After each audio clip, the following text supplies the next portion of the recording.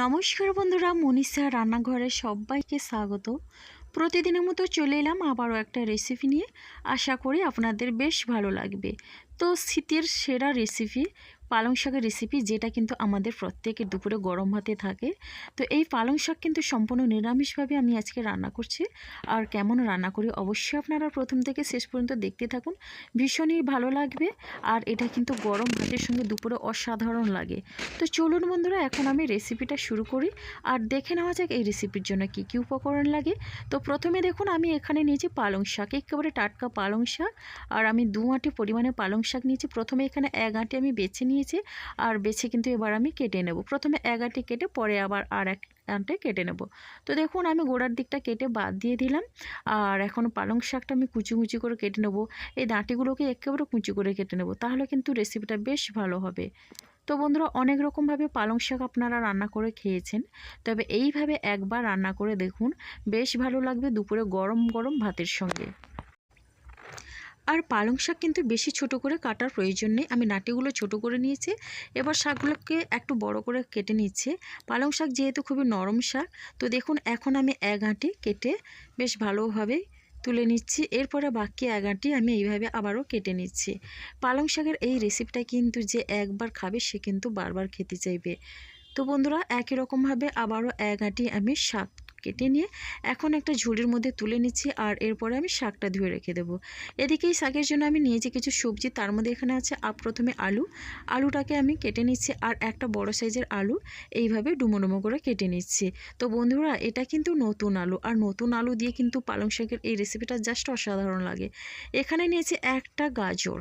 তো দেখুন, প্রথমে আমি আলুটা তুলে নিয়ে এবার আমি গাজরটা কেটে নিচ্ছি।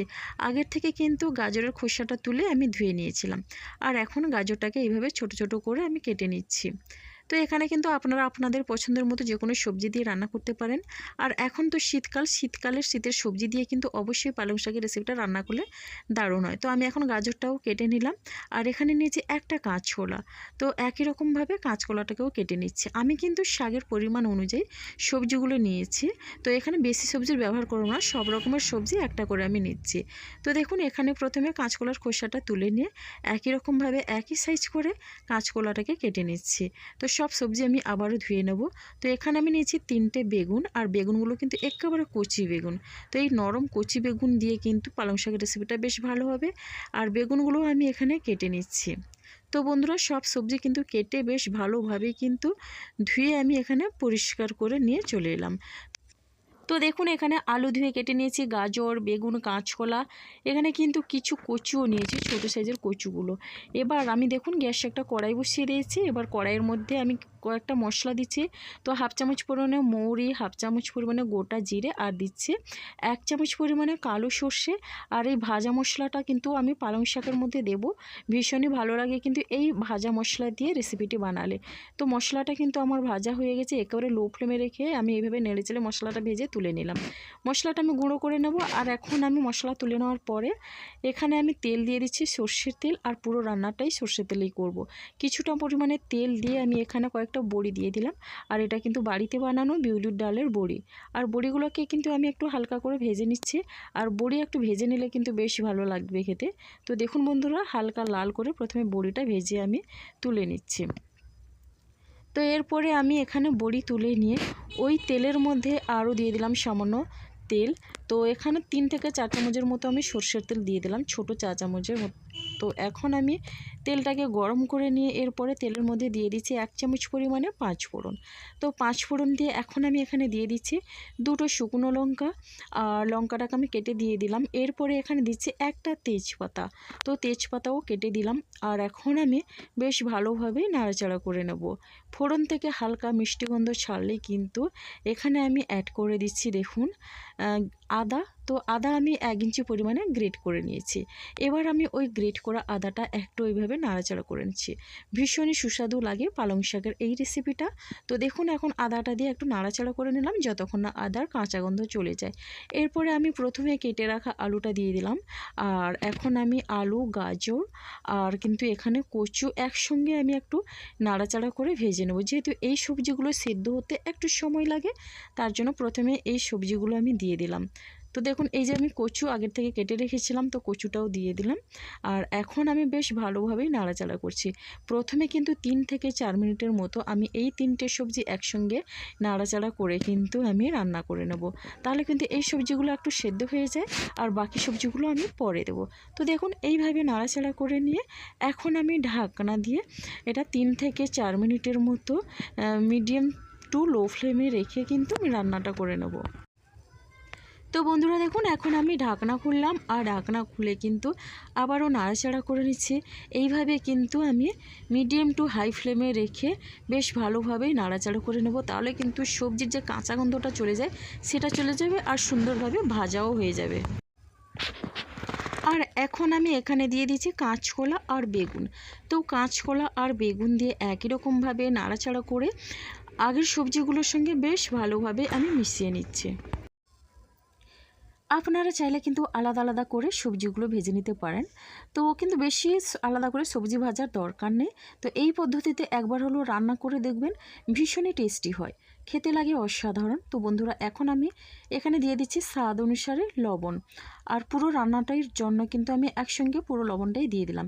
এবার দিয়ে দিচ্ছি হলুদের গুঁড়ো, আর দিয়ে দিচ্ছি একটু ঝাল লঙ্কার গুঁড়ো।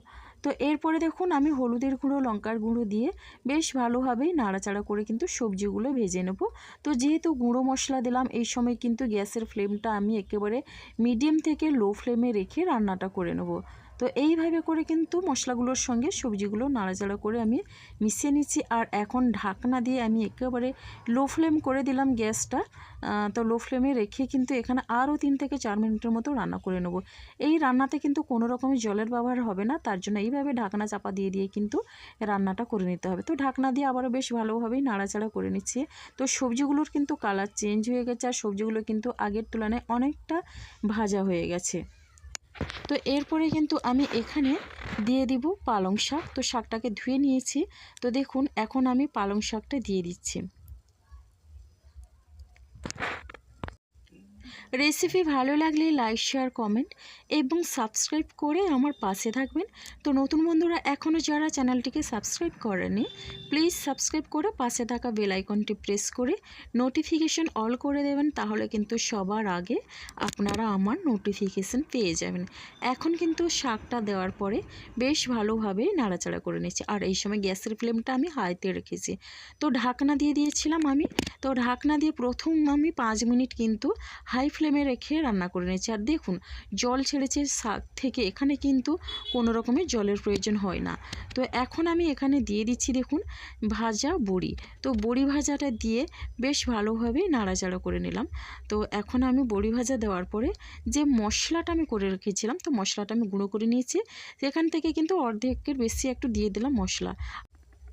তো বন্ধুরা মশলাটা দিয়ে এখন ঢাকনা চাপা দিয়ে আমি রান্নাটা করে নিচ্ছি 3-4 মিনিটের মতো। রান্না আমার হয়ে গেছে, ঢাকনাটা খুলে একটু নাড়াচাড়া করে নিচ্ছি।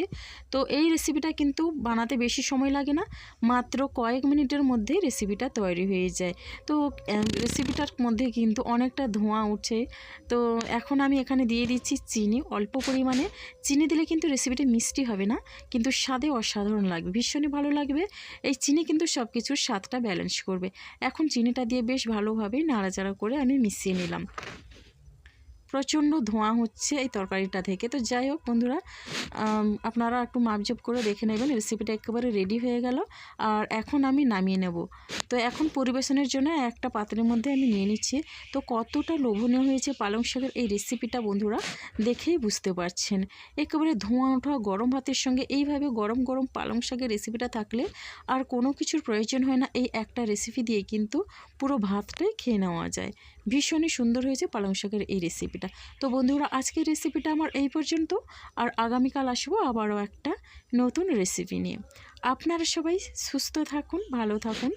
অসংখ্য ধন্যবাদ, আর অনেক অনেক ভালোবাসা রইল আমার সোনা বন্ধুদের জন্যে।